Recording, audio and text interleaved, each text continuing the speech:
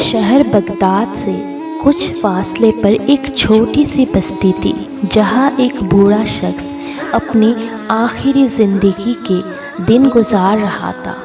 وہ ایک خاموش اور عزیز لیکن تانا انسان تھا۔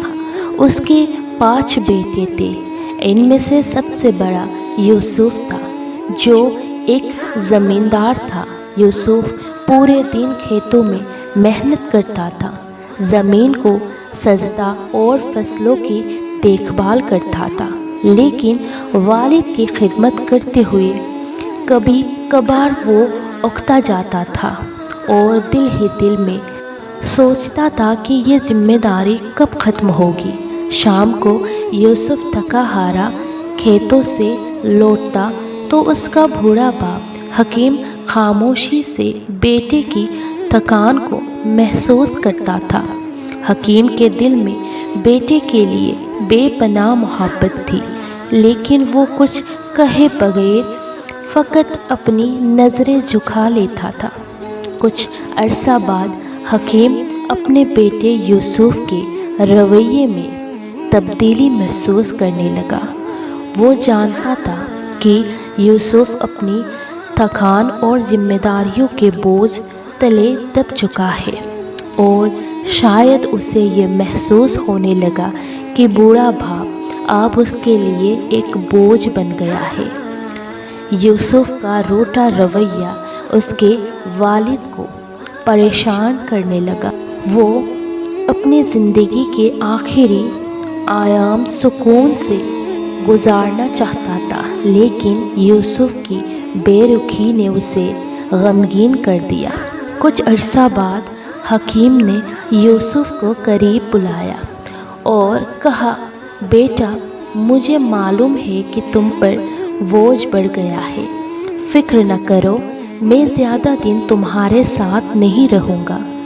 2-3 دن بعد میں دوسرے بیٹے کے پاس چلا جاؤں گا۔ تم اپنے کام اور زندگی پر دھیان دو، میرے لیے پریشان نہ ہونا۔ یوسف یہ سن کر کچھ دیر خاموش رہا، دل میں ندامت کی ہلکی سی ٹہر اٹھی، مگر اس کے لبوں پر کوئی سخت یا روکنے والی الفاظ نہ آئے۔ کچھ دن گزرنے کے بعد بوڑھا حکیم یوسف کے گھر سے نکل کر دوسرے بیٹے فاروق کے پاس چلا گیا، جو ایک کامیاب تھا اور مال و دولت کی کمی نہ تھی۔ بوڑھا باپ فاروق کے گھر رہنے لگا۔ فاروق کے رویے بھی قابل افسوس تھا۔ فاروق کے لیے کاروبار کی مصروفیت زیادہ اہم تھی، جبکہ اس کی بیوی سسر کو ہمیشہ نظر انداز کرتی تھی اور ان سے بات کرنے کی زحمت بھی نہ کی۔ حکیم دن بھر خاموشی سے ایک کونے میں بیٹھا رہتا تھا، دل میں اپنے بیٹوں کی بدلتی ہوئی محبت کا غم لیے، مگر اپنی تکلیف کو کبھی زبان پر نہ لایا۔ بوڑھے حکیم کا وقت غموں کے ساتھ گزر رہا تھا۔ ایک دن فاروق نے اپنی بیوی کے باتوں میں آ کر والد سے کہا، بابا، آپ کو میرے ساتھ کاروبار میں مدد کرنی چاہیے تاکہ آپ کی موجودگی کا مجھے بھی کچھ فائدہ ہو۔ یہ سن کر بوڑھا حکیم خاموش رہا۔ کمزور ان کی جھکی ہوئی کمر، کمزور ہاتھ اور تھکا ہوا جسم اس بات کی گواہی دے رہی تھی کہ یہ اب کسی بھی محنت کے قابل نہیں رہا، لیکن اس نے اپنے بیٹے کی بات کا برا نہیں منایا، کیونکہ وہ جانتا تھا کہ فاروق اسے صرف ذمہ داریوں کے پیمانے سے دیکھ رہا ہے، محبت کے نہیں۔ ساری رات بوڑھے باپ کی کھانسی اور درد بھری فریاد سے تنگ ہو کر فاروق کی بیوی نے کہا، یہ بوڑھا انسان ہمیں مزید پریشان کر رہا ہے، ان کے اور بھی بچے ہیں، تو وہ وہاں جا کر بھی تو زندگی گزار سکتے ہیں۔ فاروق بھی ایک کم ظرف آدمی تھا، اس نے اپنے بوڑھے باپ سے کہا، بابا اگر آپ تنگ ہو کوئی بات نہیں، چاہو تو دوسرے بیٹے کے پاس چلے جائے، وہاں آپ سکون سے رہیں گے، آپ کے علاج کے لیے میں پیسہ بھیج دوں گی، فکر نہ کرے۔ ان الفاظ نے حکیم کی عزت نفس پر اور ایک زخم لگایا۔ فاروق نے محبت اور توجہ کی بجائے صرف ایک معلوم حل کی بات کی، جیسے بوڑھے والد کی موجودگی کا کوئی احساس نہ تھا، صرف ایک ذمہ داری کا بوجھ تھا جسے اٹھانا پڑا۔ بوڑھا حکیم فاروق کے گھر سے نکل کر تیسرے بیٹے عثمان کے پاس چلا گیا۔ عثمان ایک محنتی کسان تھا اور اپنی زمینوں پر کام کرتا تھا۔ اس نے اپنے والد کا احترام کیا، لیکن اس کے پاس بھی زیادہ وقت نہیں تھا۔ وہ دن بھر کھیتوں میں مصروف رہتا اور شام کو گھر آ کر بیوی بچوں کے ساتھ وقت گزارتا۔ بوڑھے والد کی بیماری اور دل کی گہری اداسی پر اس کا دھیان کبھی نہیں گیا۔ صبح کام پر جاتا تو اس کی بیوی ہمیشہ اپنی بچوں کے پاس بٹھا کر ان سے کھیلنے کو کہتی۔ بوڑھا حکیم جو بیماریوں اور کمزوری سے کانپ رہا تھا، یہ منظر دیکھ کر دل میں شدید غم کا شکار ہو جاتا۔ عثمان کے گھر میں والد کی حالت مزید خراب ہوتی گئی اور آخر کار وہ وہاں سے بھی چلا گیا۔ اس بار اس نے چھوٹے بیٹے احمد کے یہاں جانے کا فیصلہ کیا۔ احمد جو کہ ایک دھوکہ باز اور لالچی انسان تھا، اپنے والد کو استقبال کرنے کے لیے بہت خوش تھا۔ احمد کی خوشی محض لالچ کی باعث تھی، نہ کہ اپنے والد سے محبت کے۔ احمد نے اپنے والد کو عزت دی اور کہا، بابا آپ کو یہاں رہنے میں کوئی تکلیف نہیں ہوگی۔ وقت کے ساتھ ساتھ احمد کو پتہ چلا کہ بوڑھے باپ کے پاس کوئی مال و دولت نہیں ہے، تو انہوں نے بھی باپ کو نظر انداز کرنا شروع کر دیا۔ احمد کی بیوی نے اپنے سسر کو ایک بوجھ سمجھ کر اس کی خدمت نہیں کی، بلکہ الٹا تکلیف دی۔ وہ ہمیشہ شکایت کرتی رہتی اور بوڑھے باپ کو اپنے کاموں کی رکاوٹ سمجھتی، لیکن بیوی کی کیا قصور جبکہ اپنے بیٹے روٹ چکے تھے۔ احمد بھی اپنے کاروباروں میں اتنا مگن ہو گیا تھا کہ اس نے اپنی والد کی حالت پر کوئی بھی دھیان نہیں دیا۔ اس دوران بوڑھے کی صحت اور جسمانی حالت تیزی سے بگڑنے لگا۔ آخر کار ایک دن احمد نے بھی جواب دے دیا اور کہا، بابا تم یہاں نہیں رہ سکتے، میرے پاس اتنا وقت نہیں ہے کہ تمہیں ہر وقت دیکھوں، تمہیں کہیں اور جانا ہوگا۔ اس کے بے درد الفاظ پر بوڑھے حکیم نے میرے بیٹے عبداللہ کے یہاں جانے کا فیصلہ کیا۔ عبداللہ حکیم کا سب سے چھوٹا کم عمر بیٹا تھا، جو ایک غریب اور محنتی شخص تھا۔ دہاڑی لگا کر جو پیسے کماتا، ان پیسوں سے وہ اپنے باپ کے لیے دوائیاں خریدتا اور اپنے گھر کا خرچ چلانے کی کوشش کرتا۔ اس کی بیوی بھی کافی ایماندار تھی، اپنے سسر کا دل سے خیال رکھتی تھی۔ وہ ان کی بیماری اور بڑھاپے کو سمجھتی تھی اور ہمیشہ ماں باپ کی طرح ان کی خدمت میں لگی رہتی تھی۔ بوڑھے حکیم نے جب عبداللہ اور اس کی بیوی کی محبت اور احترام دیکھا تو دل میں خوش ہوا اور بہت دعائیں دینے لگا۔ وقت گزرتا گیا اور حکیم اپنے چھوٹے بیٹے کے گھر میں خوشی خوشی زندگی گزارنے لگا۔ اس کی زندگی میں سکون اور محبت واپس آ گئی۔ آخر کار اسے وہ عزت ملا جس کا وہ ہمیشہ سے حقدار تھا۔ بالآخر وہ شدید بیمار پڑ گیا۔ عبداللہ اپنے باپ کی حالت دیکھ کر بے حد غمگین ہوتا اور اکثر رو پڑتا، کیونکہ وہ اپنے والد کو ایک بوجھ نہیں بلکہ حقیقی معنوں میں باپ کے رتبے سے دیکھتا تھا۔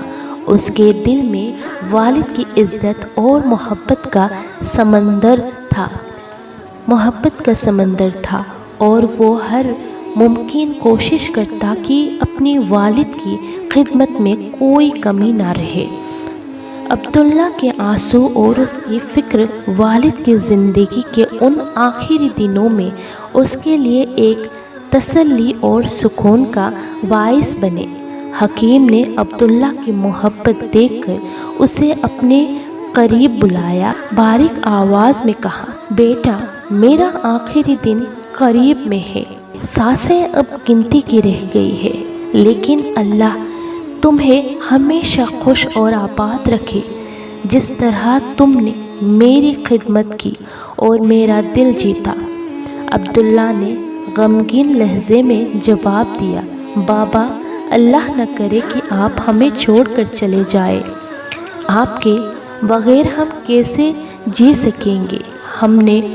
حکیم نے مسکراتے ہوئے کہا، بیٹا یہ تو حق کا راستہ ہے، ہر شے کو فنا ہونا ہے، مجھے بھی اپنے خالق حقیقی کے پاس جانا ہوگا۔ عبداللہ نے غمگین لہجے میں کہا، بابا کیا آپ مجھ سے خوش ہیں؟ میں وہ خدمت نہیں کر سکا جس کے آپ حقدار تھے، میری بیوی بھی کم عقل ہے، لیکن اگر آپ کے دل میں کوئی گلہ شکوہ ہے تو ہمیں ضرور بتائیے اور اپنا غم ہلکا کیجیے۔ حکیم نے گہری سانس لی اور عبداللہ کو کہا، بیٹا ایک آخری بات ہے جو میں تم سے کہنا چاہتا ہوں اور یہ ایک بڑی امانت ہے۔ میں نے اپنی زندگی میں تم پانچوں بیٹوں کا امتحان لیا، لیکن اس آزمائش میں صرف تم کامیاب ہوئے۔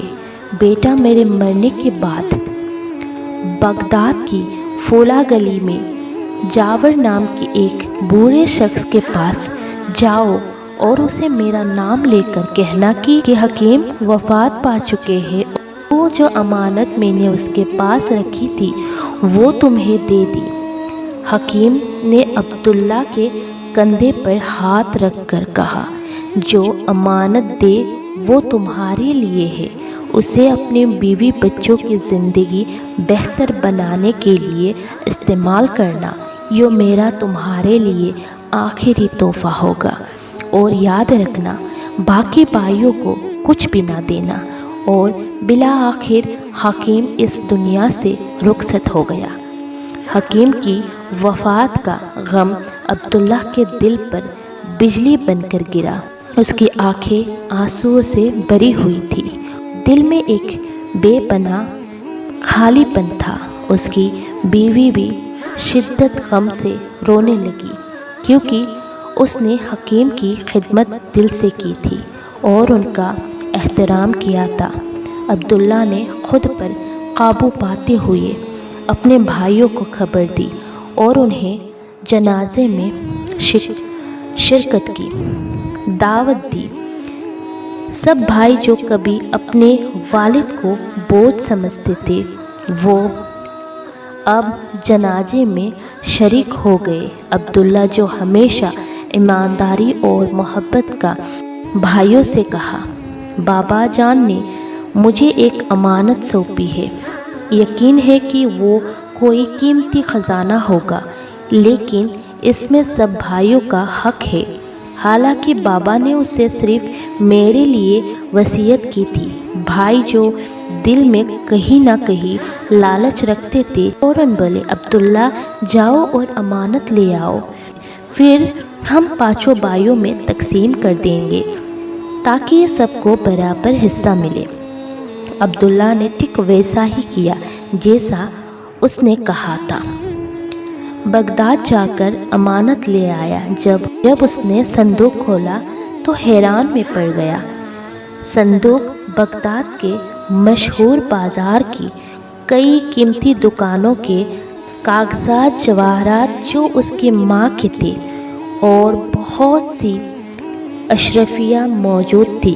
عبداللہ نے اپنی دیانتداری کا ثبوت دیتے ہوئے سب بھائیوں کو ان کا حق دیا اور خود اپنے حصے پر کنایہ کی۔ زندگی ایک بار پھر باپ کے سائے کے بغیر چلنے لگی، لیکن وقت نے جلد ہی اپنی حقیقت دکھا دی۔ چند ماہ بعد بڑے بھائیوں میں سے ایک اپنے کاروبار میں بری طرح پھنس گیا اور ذمہ داری اور غلط فہمیوں کے باعث وہ قرض میں ڈوبتا چلا گیا۔ حالت اس قدر خراب ہو گئی کہ اسے اپنا گھر تک بیچنا پڑا۔ دوسرا بھائی، جو کہ عیش و عشرت کی زندگی گزارنے کا عادی تھا، ایک دن چوری میں پھنس گیا اور قاضی نے اسے جیل بھیجنے کا حکم دیا اور اس کی زندگی کی ساری خواہش تباہ ہو گئی۔ باقی جو بھائی سونے کو ہاتھ لگاتا تو مٹی بن جاتا۔ یہ سب کردہ دکانیں خریدنے لگا اور آہستہ آہستہ پورے بازار کا واحد مالک بن گیا۔ جو بھائی کبھی خود کو دولت مند سمجھتے تھے، اب وقت کے مارے ہوئے عبداللہ کے در پر سوال کرتے آ گئے۔ عبداللہ جو ایک اہم دل اور مخلص انسان تھا، اس کی مدد کرتا اور انہیں خالی ہاتھ واپس نہ جانے دیتا۔ اس کا یہ رویہ اس کے والد کی الفاظ یاد آیا۔ پھر وہ دن آیا جب عبداللہ نے بغداد کے ترقی یافتہ علاقے میں ایک بڑا گھر خریدا اور اپنی بیوی اور بچوں کو ساتھ ایک خوشحال زندگی گزارنے لگا۔ وہ زندگی کے اس موڑ پر بھی اپنے والد کی دعاؤں اور تعلیمات نے مجھے بغداد کا امیر بنا دیا، لیکن آپ کے سائے کی محروم نے مجھے غمگین کر دیا۔ اللہ تعالیٰ آپ کو جنت میں اعلیٰ مقام عطا فرمائے۔ دوستو، اس کہانی سے ہمیں 3 قیمتی جواب ملتی ہے۔ نمبر 1، والدین کی ذمہ داری ہے کہ وہ اپنے بچوں کی بہترین تربیت کرے تاکہ وہ بعد میں نہ صرف ان کا سہارا بنے بلکہ زندگی کی مشکلات کا سامنا بھی حکمت اور صبر سے کرے۔ دوسرا، بیٹے کے طور پر والدین کو کبھی وہ نہ سمجھے کیونکہ وقت کا پہیہ گھومتا ہے اور کل آپ خود اسی مقام پر ہو۔ نمبر 3، والدین کے ساتھ محبت، عزت اور اچھا رویہ اختیار کرنا نہ صرف آپ کے مستقبل کو روشن کرتا ہے بلکہ آخرات میں بے شمار انعامات کا باعث بنتا ہے۔ والد چاہے جیسے بھی ہو، ان کی خدمت بیٹے کا فرض ہے کیونکہ ان کی دعائیں ہی آپ کی زندگی کا سب سے بڑا سرمایہ ہے۔ مجھے امید ہے آپ نے اس کہانی سے بہت کچھ سیکھا ہوگا۔ امید ہے آپ کو یہ کہانی پسند آئی ہوگی تو ہماری اور آپ کے چینل بیوٹی آف اسلام کو سبسکرائب ضرور سے کر لیجئے گا، لائک کیجئے گا اور چینل کو زیادہ سے زیادہ ویڈیو کو بھی شیئر کیجئے گا اور سبسکرائب ضرور سے کر لیجئے گا۔ ملتے ہو اور ایک ویڈیو کے ساتھ، تب تک اللہ حافظ، السلام علیکم۔